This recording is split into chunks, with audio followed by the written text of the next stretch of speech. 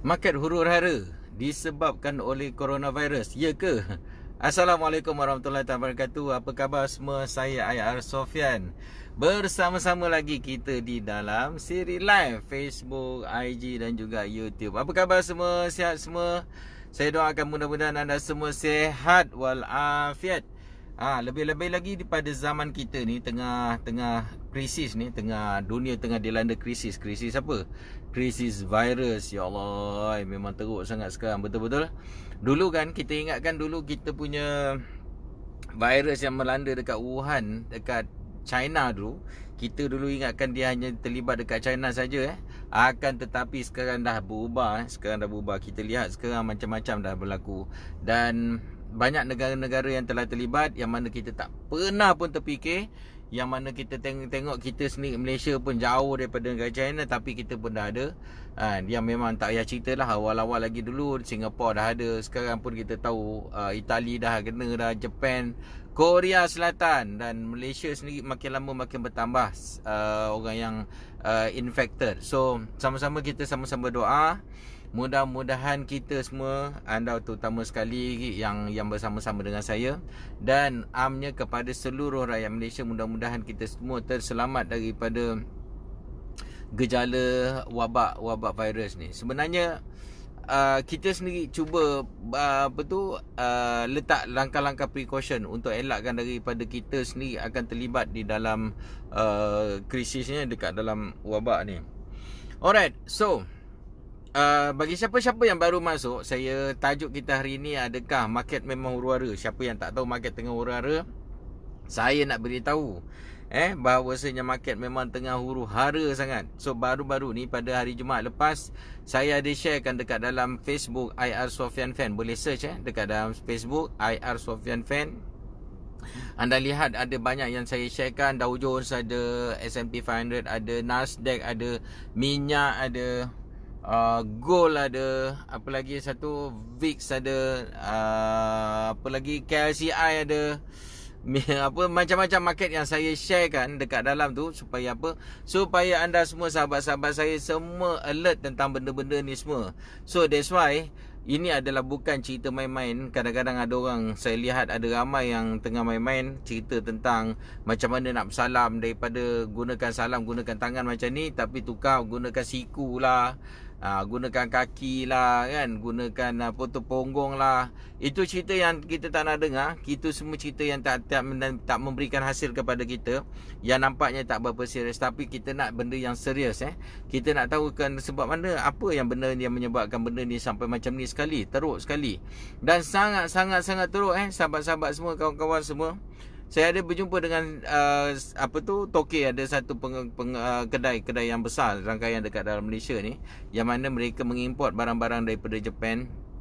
Dan mereka kabarkan baru-baru ni juga yang sales mereka sangat-sangat teruk, jatuh sebanyak 20%, dan in fact lebih daripada situ lagi. Hanya disebabkan oleh barang daripada China tak boleh keluar. So kalau kita fikir kat situ, rupanya Jepun sendiri pun ambil barang daripada China. So saya pun tak pernah terfikir, sedangkan barang yang dijual barang Jepun, tapi rupanya ambil daripada China. Tu satu hal.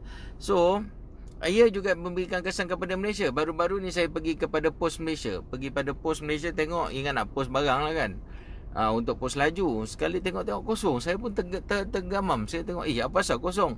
Rupanya barang daripada China pun tak keluar lagi. So ini memberikan kesan kepada ramai orang, terutama sekali yang dinamakan sebagai internet marketer dan juga orang yang membuat trading, jual beli barang. So ini mereka memberikan kesan. So secara tak langsung ia memberikan kesan pada kadar ekonomi kita juga, sama-sama kawan-kawan kita semua. Mungkin anda yang terlibat dekat dalam makan gaji, benda ni mungkin anda tak terasa, cuma anda rasa macam gitu-gitu je lah. Dengar sana tutup, bangunan sana ditutup, tapi sebenarnya dia effect dia sangat-sangat besar. Seluruh lagi yang baru, impact yang baru ni, baru-baru minggu lepas ni saja saya pergi ke majlis kahwin. Lagi mengejutkan, selalunya dia dekat satu bangunan, dekat One City tu, dekat Subang Jaya. Okay. Selalunya ada 3-4 majlis tu, memang jalan nak masuk ke tempat tu jam, jalan-jalan teruk. Sebab memang tempat tu dibuat untuk event lah, untuk kerja majlis kahwin. Akan tetapi Masya Allah, saya tengok, ya Allahu Akbar, kereta yang nak masuk tak ada. Itu dah mula bagi saya surprise. Saya dah terkejut dah tengok apa pasal kereta tak banyak ni. Baru saya tengok coronavirus. Bila pergi memang orang tak ada dekat sana. So, saya bayangkan dia memberikan kesan yang sangat besar. Apatah lagi mengikut tajuk kita yang kita nak cerita hari ni, cerita tentang market. Alright. So sahabat semua, saya minta anda tolong bagi saya love, bagi saya thumbs up dan minta tolong share. Itu tanda anda support dan juga itu anda antara benda tu bagi saya orang kata penghargaan lah kepada saya, untuk saya buat lebih banyak lagi share lagi berkenaan dengan market dan situasi terkini. Terutama kita walaupun ambil cerita topik-topik semasa, akan tetapi kita relate kan juga dengan kita punya investment, trading, semua sekali yang masuk semua sekali hal. Okey, sahabat-sahabat semua. Malam tadi ada kawan kita tanya dengan saya, alumni lah tanya dengan saya, dia ada membuat dua urusan, satu trading gold, satu lagi untuk urusan jual beli emas. So dia tanya dengan saya, adakah emas macam mana sekarang, sebab ianya dah terlampau tinggi sangat. Tengok emas nampak dah terlampau tinggi sangat, dah terlampau tinggi. So dekat-dekat dengan 1700, dah ada 1680 kalau tak silap saya. So adakah ini masa lepas daripada ni nak retrace ataupun buat correction? Okay. So saya memberikan gambaran begini, saya cakap gold pengikut analisa saya, InsyaAllah dia akan pergi kepada 1760, 1760. Okay. Saya mengikut analisis saya lah.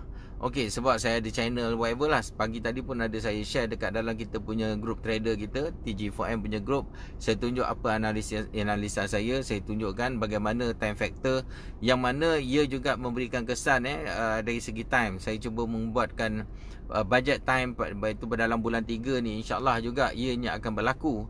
Okey, iaitu pada pengakhiran pada Q1. InsyaAllah benda ni akan berlaku, which is gold akan membuat the new high balik semula selepas almost dekat 10 tahun dia dah memberikan ni, dan sekarang ni pun memang all time high selepas beberapa tahun dia merundum, dan insyaAllah dia akan membuat paling tinggi tersebut, dan kemudian baru dia akan turun semula. Tapi isu yang ada sekarang, sebab apa dia tak buat penurunan walaupun dia dah terlampau tinggi naik?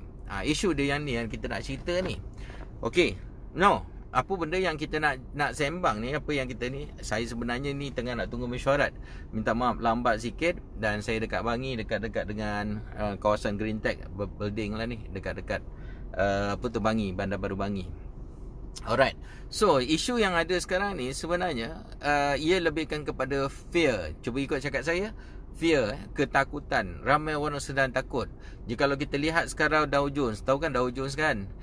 DJI, Dow Jones sendiri yang memberikan memberikan gambaran bagaimanakah kekuatan indeks saham paling besar dekat dalam Amerika sendiri, dalam US.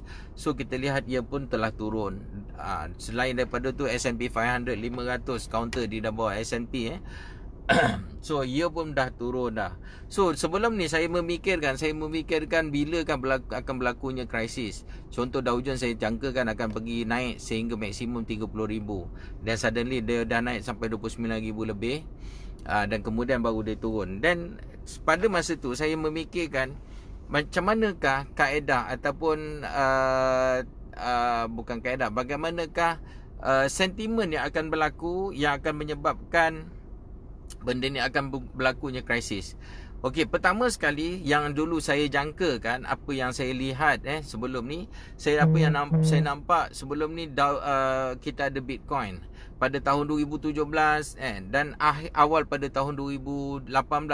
Kita lihat akhir pada tahun 2017, kita melihat keadaan Bitcoin sangat-sangat bagus, sangat-sangat meletup, dia sangat tinggi. Akan tetapi itulah yang saya jangkakan bahawa akan berlakunya krisis pada tahun 2018 dan 2019. Akan tetapi ianya meleset. Walaupun pada awal tahun 2018 kita lihat Bitcoin membuat pencatatan yang paling tinggi dan kemudian membuat penurunan yang paling rendah juga dalam beberapa tempoh yang sangat pendek. So kita ingatkan itu penyebab, akan tapi tak, ianya meleset.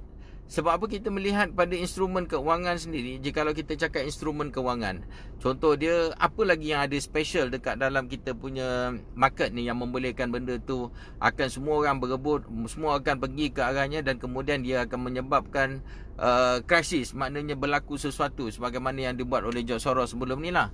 Saya mencari apakah produk-produk baru, apakah benda yang scam ke whatever tu semualah. Akan tapi semuanya tidak kita lihat, tak nampak kita tak nampak satu benda yang sangat-sangat besar yang boleh memberikan pengaruh sehingga membolehkan market akan jatuh berdentum begitu kuat sehingga sebab kita lihat inilah masanya tahun 2018, 2019. Inilah masanya sepatutnya akan berlaku krisis mengikut kitaran dalam tempoh 10 tahun. Akan tetapi Allah telah tunjukkan pada tahun ini 2020-nya dia wujudkan satu virus yang dinamakan sebagai corona, atau nama nickname dia dipanggil sebagai apa dia, COVID-19 kan. So, kalau kita melihat kat sini, inilah sebenarnya yang mencetuskan fenomena baru dekat dalam market, yang akan menjadikan market menjadi sangat huru-hara. Jikalau kita lihat sekarang ni, semua orang dah kena fear. Kalau anda nak melihat, saya bagi tips sikit.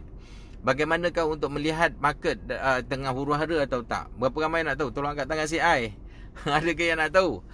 Senang, dia ada indikator yang menunjukkan bagaimanakah market sedang membuat huru-hara. So kita tahukah apa option yang kita kena ambil, apakah tindakan yang patut kita ambil jikalau berlaku sebegini. Dia akan mengakibatkan gold akan terus naik melambung-lambung disebabkan oleh fear. Sebab kita tahu bahawa gold adalah safe haven. Jikalau kita cakap macam mana nak membolehkan market gold akan push, akan naik, walaupun kita lihat baru-baru ni dia dah pecah pada 1400, 1500, macam mana dia nak pergi melompat naik lebih tinggi lagi? Bagaimana? Dia mesti ada satu sentimen. So sentimen inilah sebenarnya yang telah berlaku, yang mana coronavirus yang berasal daripada China ni telah memberi kesan yang besar terhadap ekonomi seluruh dunia. Dan baru ni juga kita tahu bahawasanya semua bisnes, kebanyakannya bisnes terutama sekali di bahagian teknologi yang dan pembuatan, banyak dipengaruhi oleh market China sebenarnya. Maksudnya China ni sebagai negara China ni sebagai, dipanggil sebagai apa nama dia, tempat pembuatan yang paling besar dekat dalam dunia. Walaupun sebelum ni kita tak pernah tahu, ataupun dia orang sembunyikan maklumat ni, dan sekarang kita tahu. Dan kita lihat, tengok banyak barang-barang yang telah kita tahulah bahawa China ni memang tempat untuk nak clone barang-barang yang teknologi bagus. Sinilah tempat dia, daripada negara dia membuat sesuatu produk yang imitate-kan benda tu. So dekat sini juga kita baru nampak kesannya bahawa semua dunia telah terkesan. Sebelum tu je kalau kita lihat dekat dalam Huawei sini, teknologi Huawei yang dia orang menjadikan peperangan besar antara Amerika dan juga Korea, yang kita lihat dengan China sebelum ni, yang kita lihat Huawei memberikan kesan besar, terkesan daripada boikot yang dibuat oleh Amerika. Dan jikalau kita lihat di sini juga, macam Apple sendiri pun ada kesan juga So bahawasanya betapa besarnya pengaruh China dekat dalam dunia ni. Jadi kalau kita faham di situ, kita nampak bahawa dengan wujudnya virus ni, Allah sedang membuka mata kita sebenarnya. Membuka mata kita untuk membolehkan kita menjadi orang yang membuat daya saing, orang yang boleh mencetuskan sesuatu dari segi contoh dia dalam bentuk untuk pembuatan, untuk kita menyaingi negara China ni, untuk kita adalah negara pengeluar juga. Ini antara benda yang saya nampak yang boleh memberikan side effect yang bagus kepada kita. Walhal kita sendiri melihat benda ni memang kita nak rely 100% pada China, mungkin dari segi tenaga kerja dia yang murah kan, material dia pun murah. Akan tetapi disebabkan oleh ini, kemungkinan besar kita boleh berfikirkan, negara Malaysia kena berfikir sesuatu untuk membolehkan kita menjadi negara yang boleh berdaya saing dan menjadi negara pengeluar yang baru. Okey, jikalau kita tak nak ambil option ni, maknanya memang kita tidak mengambil opportunity lah di sini. So, jikalau kita lihat di sini, dia memberi kekesan kepada semua sekali market. Jikalau kita lihat contoh bukan teknologi sahaja, semua sekali yang terlibat kalau kita lihat di sana sini semua sekali, kalau kita lihat tengok dekat dalam dunia, jikalau kita tengok dari sektor pembuatan, dari sektor teknologi, dari sektor kenderaan sendiri, kan, teknologi kenderaan yang mana China terlibat, dari segi pembuatan makanan, industri makanan sendiri, mana alat-alatan semua sekali dibuat di sana. Dan yang terbaru sekali, jikalau kita lihat banyak benda yang sumbangan yang besar sebenarnya sumbangan besar daripada China, akan tetapi mungkin dugaan yang Allah nak bagi ni memberikan mereka untuk membolehkan dia menjadi satu negara yang besar selepas daripada ni untuk mengalahkan Amerika. Sebab selalunya negara-negara yang telah ditimpa bencana, contoh Jepun sebelum ditimpa bencana yang digugurkan dua bom atom sebelum ni di Hiroshima dan Nagasaki sebelum ni, dan akhirnya dia menjadi satu negara yang sangat maju. So sama juga dengan China, dengan letupan virus coronavirus ni, kemungkinan besar dia juga akan menjadi satu negara yang lebih maju dan negara satu kuasa yang lebih besar daripada Amerika akan datang. Sebab Amerika sangat-sangat arrogant dekat dalam dunia ni. So kemungkinan besar ini adalah satu titik tolak yang baru kepada dunia.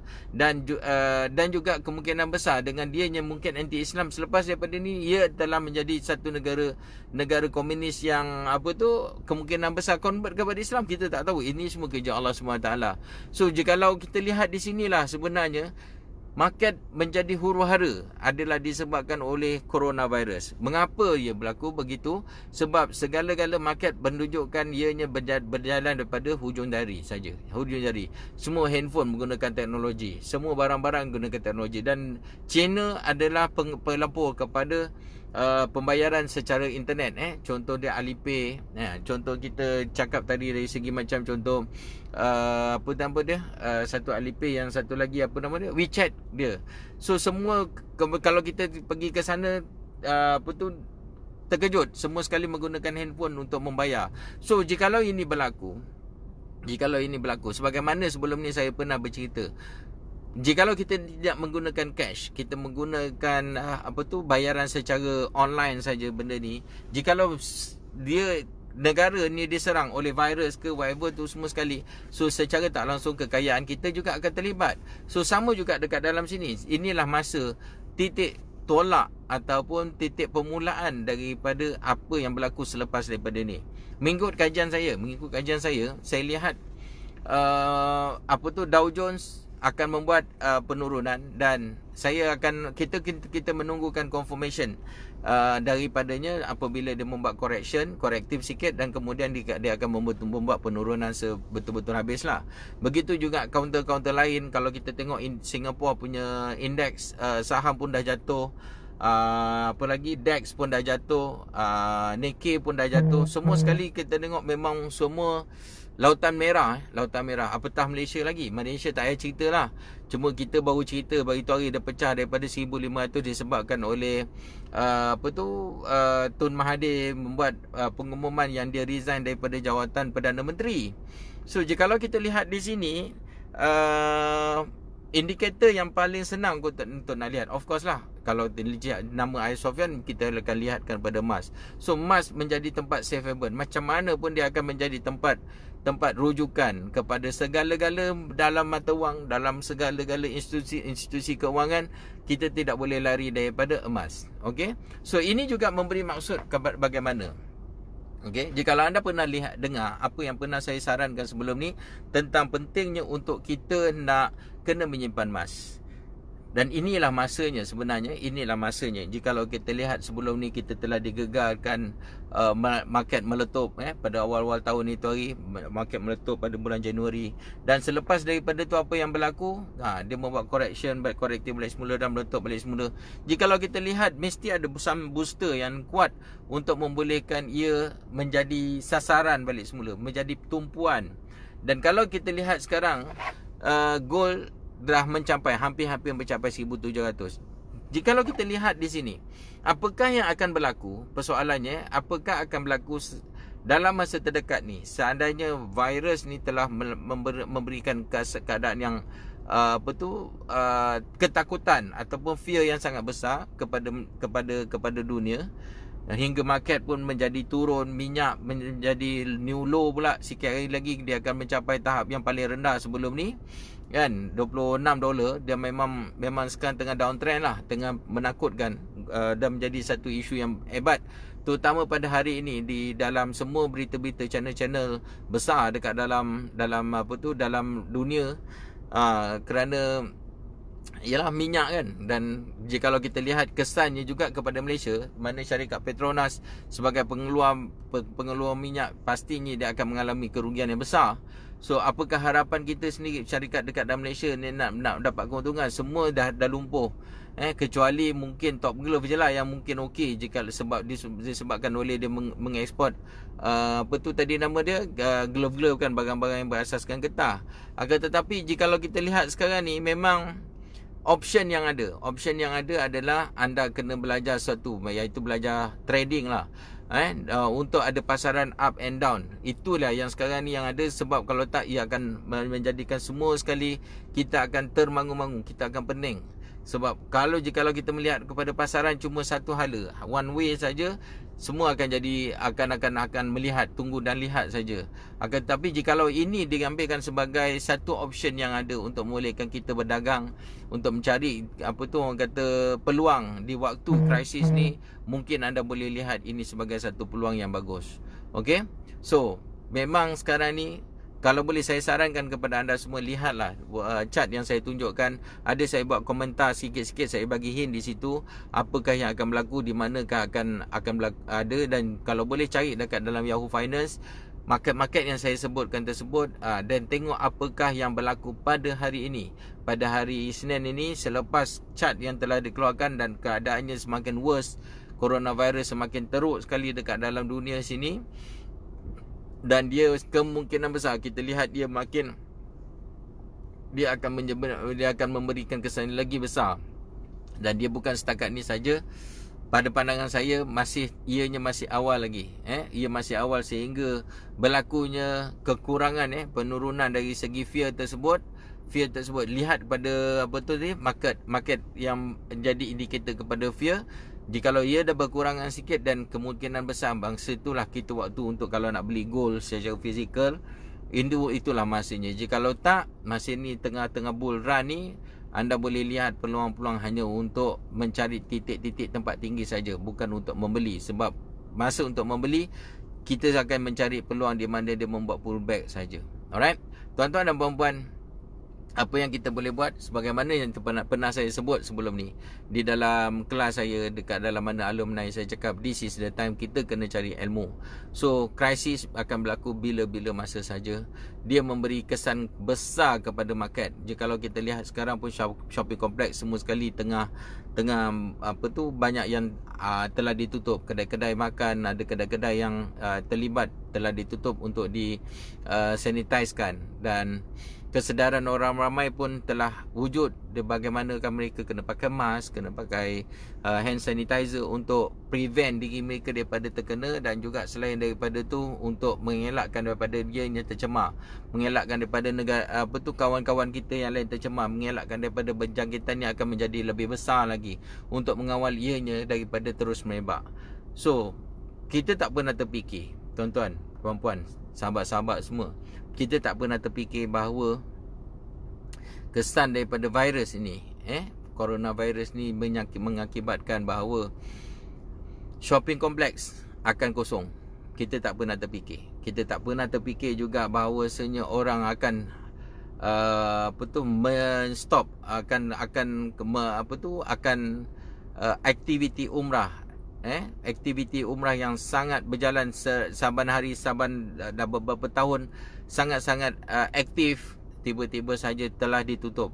Kerajaan Saudi telah menutup pintu masuk di Saudi, di Mekah dan Madinah, untuk membolehkan mereka mengawal virus ni daripada masuk dekat dalam negara Saudi. Ia tak pernah kita terfikirkan. Kita juga tak pernah terfikirkan bahawasanya, macam saya cakap tadi, kita punya apa tadi nama dia, majlis kahwin yang sepatutnya akan dihadiri oleh ramai kawan-kawan semua, tiba-tiba tidak ada orang datang. Kita pula tak terfikir bahawasanya dulu orang selalu pergi ke mana-mana, pergi shopping kompleks. Sekarang ramai orang tak pergi ke shopping kompleks. Mereka menyekat aktiviti mereka daripada pergi shopping ataupun buat window shopping. Ianya jarang kita fikir, ianya tidak berlaku, dan kesannya juga memberikan kesan yang sangat besar. So, duit tidak akan mengalir, dia tidak akan kecairan. Semua aktiviti-aktiviti hanya berlaku, orang akan cuba reservekan diri mereka untuk mereka duduk dekat dalam tempat yang selamat. Ini membolehkan, ini hanya menjadikan banyak aktiviti-aktiviti yang sepatutnya akan membuat kitaran. Contoh duit akan cair, yang ini akan menjadikan benda itu akan berlaku kekurangan. Ini adalah satu peluang yang bagus untuk katakan mereka yang terlibat dekat dalam industri makanan, offer makanan kepada orang yang dekat luar sana, untuk membolehkan yang mana yang tak boleh nak keluar, susah nak keluar, yang mana takut nak keluar, offer untuk mereka dapatkan makanan daripada anda. Ini satu peluang bisnes yang bagus. Jikalau kita lihat balik semula dekat dalam industri teknologi sendiri pun, jikalau tengok telefon apa semua baru ni pun, saya baru jumpa, saya pergi ke outlet, telefon saya sembang-sembang. Itu pun memberikan kesan, dia kesan sangat-sangat besar. Industri banyak sales pun jatuh lah. So tuan-tuan dan puan-puan, bahaya sekarang ni. Jikalau kita lihat, apa yang kita boleh buat adalah bagaimana yang saya sebut tadi, cuba cari peluang untuk anda survive dalam keadaan begini. Jangan sahaja kita melihat, kita wait and see, kita melihat saja.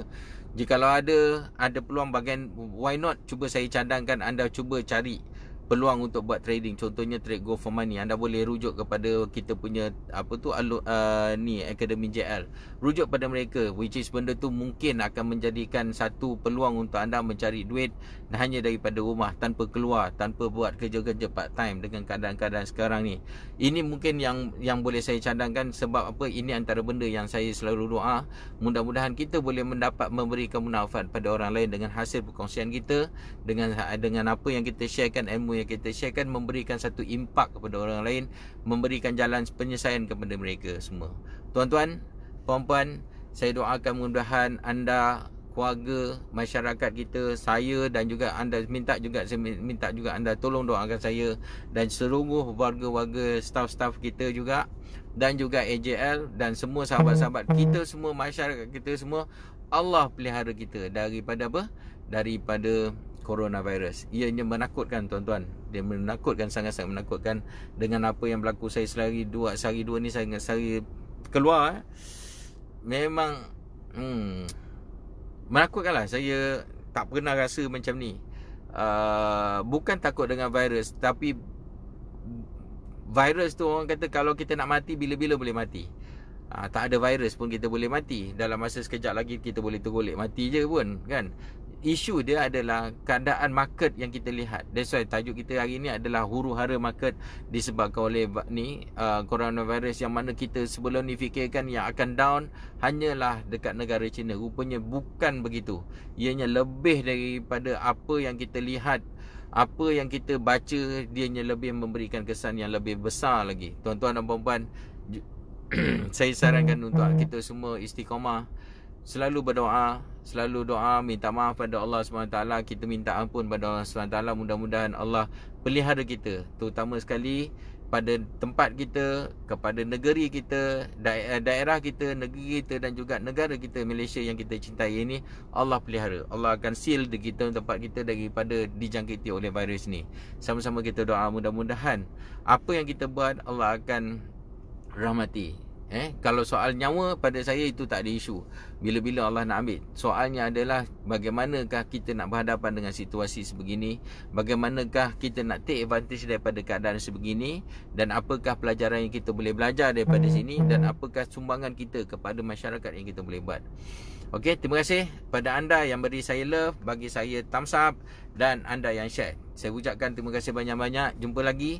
Assalamualaikum warahmatullahi taala wabarakatuh. Bye bye. Saya Ayah Sofyan.